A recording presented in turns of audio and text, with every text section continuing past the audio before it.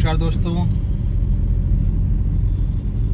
स्वागत करता हूं आपका एक नई वीडियो में।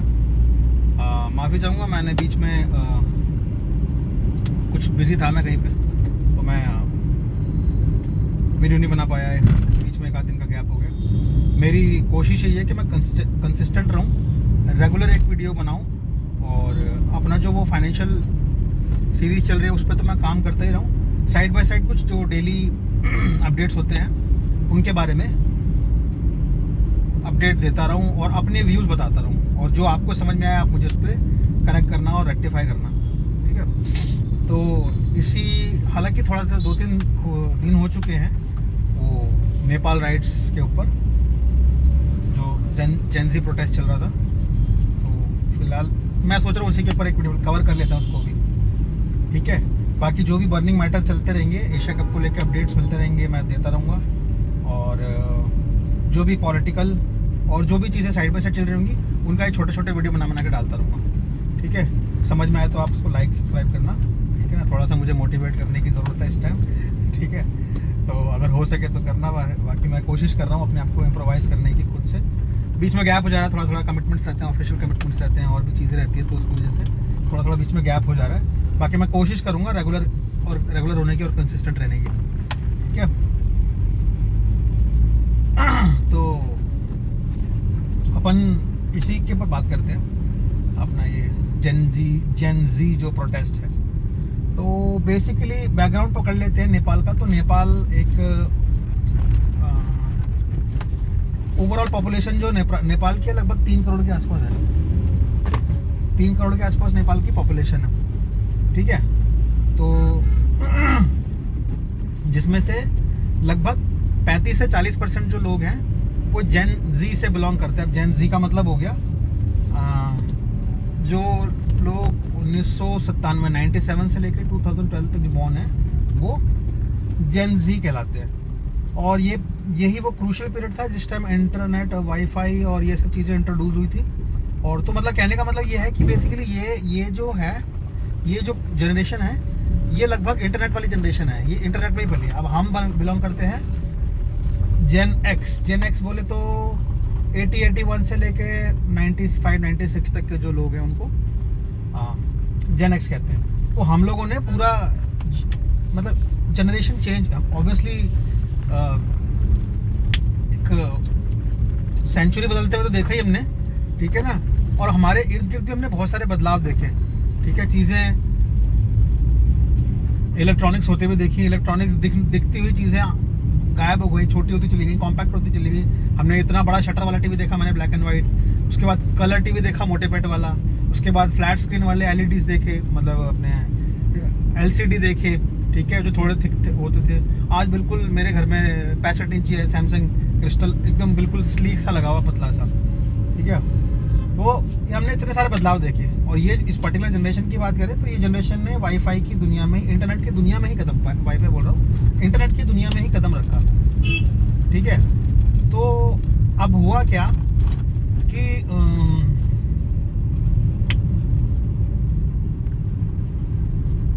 सडनली गवर्नमेंट क्या करती है कि 26 सोशल मीडिया प्लेटफॉर्म्स जो हैं उन पे सडनली बैन कर देती है उनको, उनकी कंट्री में।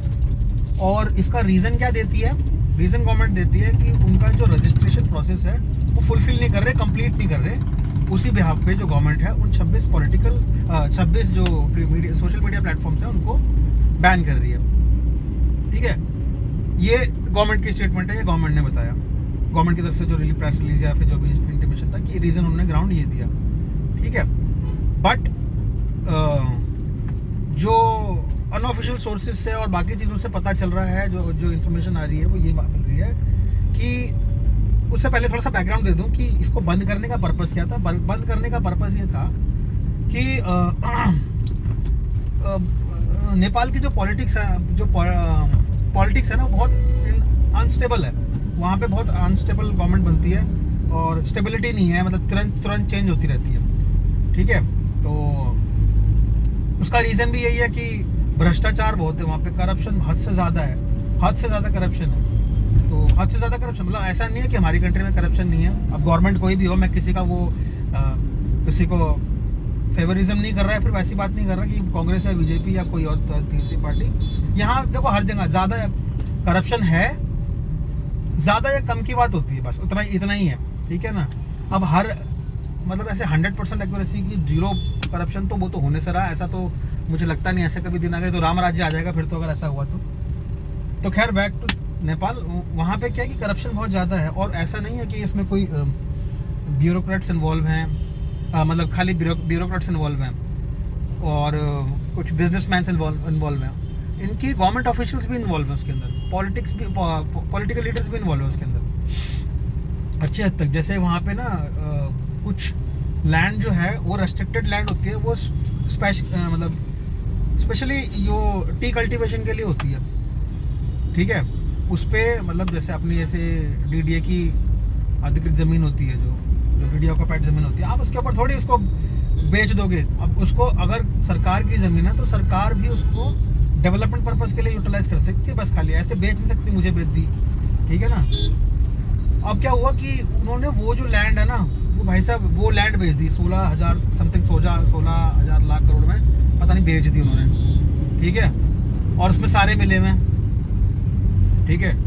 और इतनी मतलब वहाँ पे अनएम्प्लॉयमेंट है ड्यू टू करप्शन और ये सारी चीज़ें, इतना वो है वहाँ पे कि लोग मजबूर हैं। जैसे इंडिया में तो वो वीज़ा फ्री है तो वो लोग जॉब करने ही आते हैं। हमारे इर्द गिर्द मेरे यहाँ तो भरा ही पड़ा है, मतलब मेरे यहाँ क्या मतलब लगभग पूरी दिल्ली देखोगे तो दिल्ली के हर पॉकेट में आपको नेपाली लोग मिलेंगे, गाड़ी साफ करने वाले, मोमोज बेचने वाले, ढाबों पे काम करने वाले, रेस्टोरेंट्स पे काम करने वाले। और मैं ये सिर्फ इसी लेवल की बात नहीं कर रहा हूँ, मेरी मम्मी गवर्नमेंट जॉब में है और उनके जो सीनियर हैं वो नेपाली, बड़े बड़े सेलिब्रिटी आपके पकड़ लो, अभी सुनील छेत्री, बैकग्राउंड उनका नेपाली।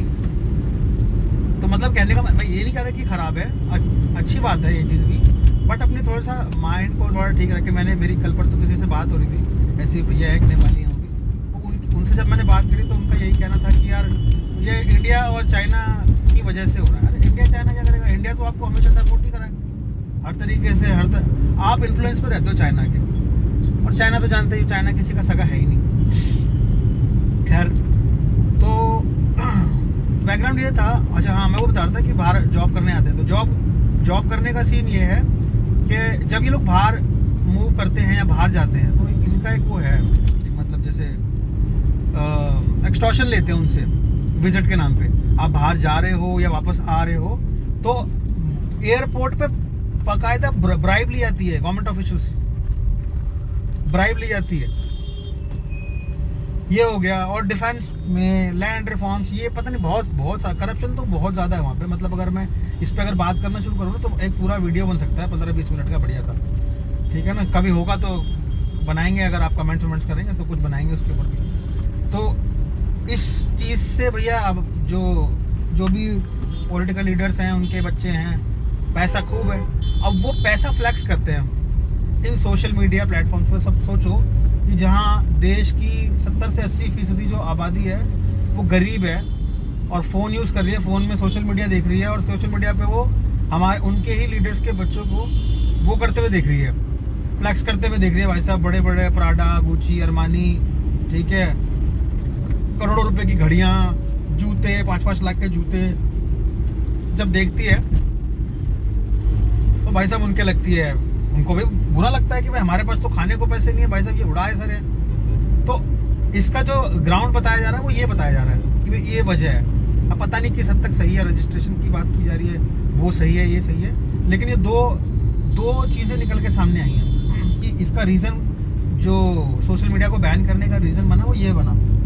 दूसरी चीज़ ये, अगर मैं इसको वैसे देखूं तो इसमें कहा जा रहा है कि जो अमेरिका का हाथ है, अब अमेरिका का हाथ कैसे है, यूएस का हाथ कैसे है। यूएस जैसे कि भाई साहब सत्ता परिवर्तन हुआ बांग्लादेश में, जैसे कि चाइना के इन्फ्लुएंस में श्रीलंका बर्बाद हुआ, पाकिस्तान का हालात देख ही रहे हो।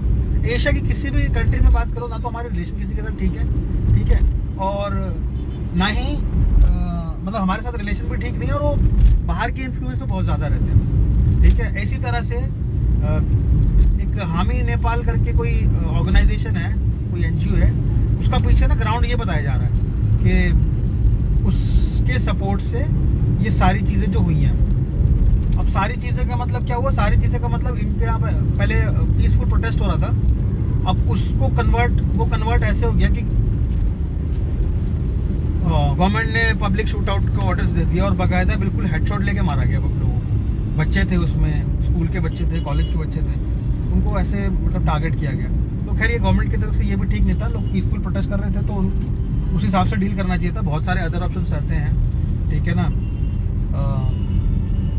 बहुत सारी चीज़ें करने को कर सकते थे, लेकिन ये करना ठीक नहीं रहा। हालांकि पब्लिक ने भी फिर रिटेलिएट, ये कह रहे हैं कि फ्रीडम ऑफ एक्सप्रेशन के ऊपर अटैक किया है गवर्नमेंट ने। जो हम अपने सोशल मीडिया के थ्रू अपने एक्सप्रेस करते थे अपनी फीलिंग्स और अपने जो भी हमको बात करने का भी हमारे लिए यही है, उस पर अटैक किया गवर्नमेंट ने। ठीक है, सोशल मीडिया बैन करने का मतलब ये सब तक बंद कर दोगे आप, मतलब ये मचा दोगे, आतंक मचा दोगे। तो ये सारी चीज़ें हुई वहाँ पे।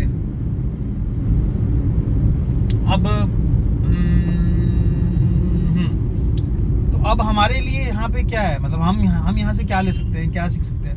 गवर्नमेंट को यहाँ से ये लेना चाहिए भाई साहब, ये ना मतलब एक केस स्टडी हो गया है,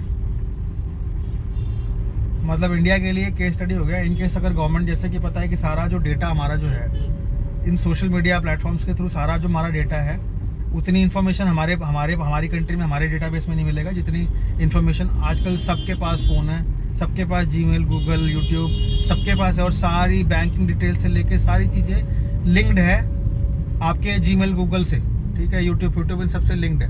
अब लगा लो कि कल को ये सारा डेटाबेस उनके पास है तो किसी तरह भी इस्तेमाल कर सकता है। जैसे आज श्रीलंका, बांग्लादेश में जैसे इस्तेमाल हो रही है चीज़ें, ऐसे कल को इंडिया के अगेंस्ट भी यूज करी जा सकती है। जैसे आज देख ही रहे हो कि टैरिफ जिस तरह से लगा रहा है, मतलब आप एंटी यूएस पॉलिसी लेकर चलो, आप यूएस के अगेंस्ट कुछ भी काम करना शुरू करो, अगेंस्ट नहीं, मतलब आप अपनी मर्जी करना लग जाओ कुछ भी, कोई भी चीज़, तो आप उसके सीधे सीधे दुश्मन बन जाते हो। और वो इसीलिए है। और ये जो टैरिफ वगैरह लगाया जाता है, हम कहते हैं हम चाइना से कम्पीट कर सकते हैं, पर हमारा उतना पोटेंशियल नहीं है अभी। चाइना बहुत, मतलब थोड़ी सी मुझे ये बात बुरी लगेगी आपको, मैं बोल रहा हूँ, बट चाइना हमसे वाकई बहुत ज़्यादा आगे है, ठीक है। चाइना वाकई बहुत ज़्यादा आगे है हमसे, मतलब उनकी टेक्नोलॉजी में और हमारी टेक्नोलॉजी में बहुत फ़र्क है, ठीक है। कई चीज़ें हैं, वो जो मतलब अब लगा लो रिसेंटली BYD जो कंपनी है, इनकी जो इलेक्ट्रिक व्हीकल्स बनाती है, उसने टेस्ला को पीछे कर दिया सेल्स फिगर्स में। ये 24-25 फाइनेंशियल ईयर के अंदर उसने टेस्ला को पीछे कर दिया, और ज़्यादा कंपैटिबल गाड़ियाँ और कंपैरेटिवली चीपर रेट्स पे दे रहे हैं वो लोग। तो मतलब अब जो ईस्ट को ना, वेस्ट को ईस्ट से खतरा हो गया।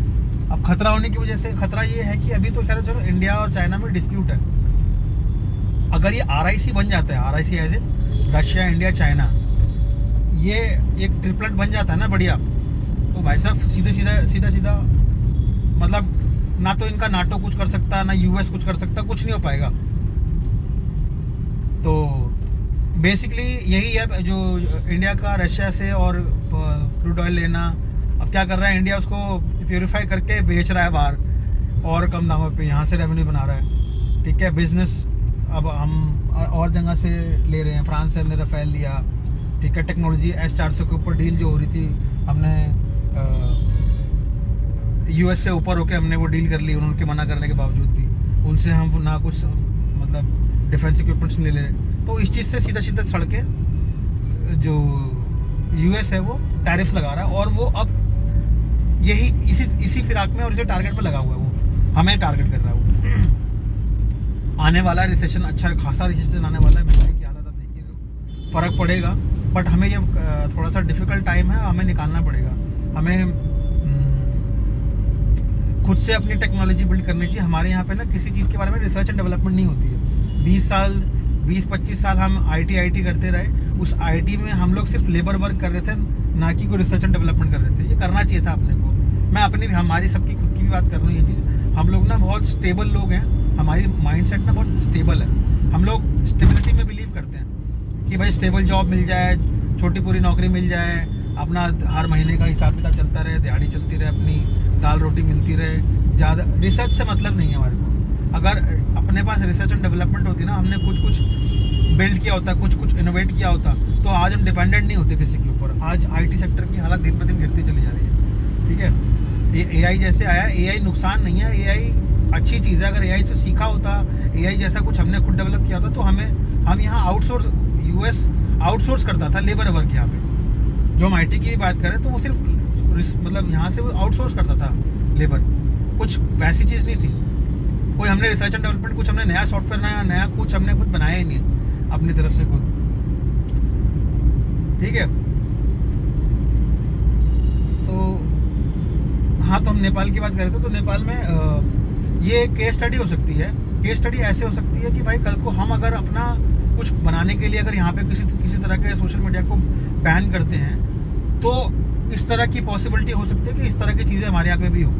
ठीक है, तो उसके लिए कैसे एक स्ट्रैटेजी के तहत एक प्लान बना के ये एग्जीक्यूट करना होगा, तो ये केस स्टडी हो सकती है। ठीक है, बाकी ठीक है, पब्लिक में अवेयरनेस है कि भाई कितनी करप्शन हो रहा है कंट्री को लेके, बट ये भी ठीक नहीं है कि आप अपनी प्रॉपर्टी, अपने देश की प्रॉपर्टी को उस तरह से नुकसान पहुँचाओ। अब ये मेट्रो लाइन है, मुझे प्रोटेस्ट करना है तो मैं तो बम छोड़ा दूँ? नहीं, ये तो मैं अपना ही नुकसान कर रहा हूँ ना। ये हमारी हार्ड मनी है जो टैक्स के रूप में निकल ली गई है। और तो ये सारी चीज़ें हैं। फाइनली मतलब एज ऑफ नाउ वहाँ पे जो गवर्नमेंट, पब्लिक जो है, जो प्रोटेस्टर्स थे, वो एक इंटरिम गवर्नमेंट को सपोर्ट कर रहे हैं, जिसको लीड कर रही है, जिसको लीड नहीं कर रही है, मतलब जिनका नाम निकल के आ रहा है, वो पहली जो former chief justice of Pakistan Nepal हैं, श्रीमती सुशीला कार्की, और वो शायद पहली, मतलब आई एम नॉट श्योर, लेकिन शायद वो पहली फीमेल पीएम भी बनेंगी, वहाँ की प्राइम मिनिस्टर बनेंगी या प्रेसिडेंट बनेंगी, मतलब नॉट श्योर। ये चीज़ है। तो आज नेपाल में अभी के हालात तो ठीक है, अभी के हालात ठीक है, फिलहाल अभी ठीक है चीज़ें वहाँ पे, इतनी समस्या नहीं है, राइट सेटल हो गए। ठीक है, लेकिन उन्होंने नुकसान बहुत कर दिया। ठीक है, तो पर ये तरीका ठीक नहीं था। गवर्नमेंट ने वापस भी ले लिया, जो बैन था वो वापस भी ले लिया, पर जब तक लिया तब तक देर बहुत हो चुकी थी। हमारे यहाँ पे भी ये चीज़ें होती हैं, करप्शन हमारे यहाँ पे भी है, पब्लिक हमारे यहाँ पे भी आवाज़ उठाती है, पर तरीका वो ठीक नहीं है। ठीक है, तो सेट दैट मैं वीडियो को एंड करता हूँ यहीं पे, ज़्यादा वीडियो लंबा ना हो गया हो। कोशिश करूँगा कि मेरा जितना टाइम लगता है, 8, 10, 15, 20 मिनट लगता है जितना मेरे को जाने में, 10-15 मिनट का वीडियो से ज़्यादा मैं बनाऊँ, आपका भी ज़्यादा टाइम ना लूँ। ठीक है, बाकी अपनी मैं कोशिश करूँगा कि रेगुलर रहूँ इसके अंदर, रेगुलर एक वीडियो डालूँ, और अपनी फाइनेंशियल सीरीज अपने कंप्लीट करते रहेंगे। मैंने पहले वो बनाई थी, इंट्रोडक्शन वीडियो था पहला, तो उसके बाद आरबीआई का एक वीडियो बनाया, अब आईएसबीआई और उसके ऊपर प्रोडक्ट्स के ऊपर बनाऊँगा वीडियो। ठीक है, और बाकी अपने डेली अपडेट्स और ये पॉलिटिक्स से रिलेटेड जो वीडियोस हैं और डेली अपडेट्स वगैरह हैं, सारे डालता रहूँगा। एशिया कप के ऊपर एक सीरीज बनाते हैं भाई साहब। अभी इंडिया पाकिस्तान का मैच देखा, अल्टीमेट, इस पर मैं शाम को आधे टाइम एक वीडियो बनाऊँगा। चलो, वीडियो अपना बताना कैसा लगा, कैसा नहीं लगा। मैं कोई देखो प्रोफेशनल तो हूँ नहीं, ना मेरे पास कोई ऐसे, मेरे पास स्क्रिप्ट है, आप देख ही रहे हो, मेरे पास कोई ऐसी चीज़ है नहीं जिससे मैं देख के बोल रहा हूँ या बोल रहा हूँ। जो मेरे दिल में, दिमाग में जो विचार आते हैं मैं वैसे बताता हूँ। काम करूँगा, ये भी अच्छी बात नहीं है कि ऐसे बिल्कुल ऐसे बोलते चले गए, कुछ गलत इन्फॉर्मेशन मैं किसी को देता हूँ, वो मेरा ऑब्जेक्टिव नहीं है। तो मैं करूँगा आपसे थोड़ा सा एक हल्का सा कुछ बना के रखूँगा, थोड़ी सी इन्फॉर्मेशन गैदर करके, देन उसको बोलूँ, ताकि मैं गलत ना बोलूँ, आपको मिसगाइड ना करूँ किसी चीज़ को लेकर। ठीक है ना, वीडियो अच्छा लगे तो लाइक करना, सब्सक्राइब करना, फॉलो करना, शेयर करना, और मेरे को थोड़ा सा मोटिवेट करने की ज़रूरत है, आप प्लीज़ मोटिवेट करना। Thank you so much. जय हिंद, जय भारत।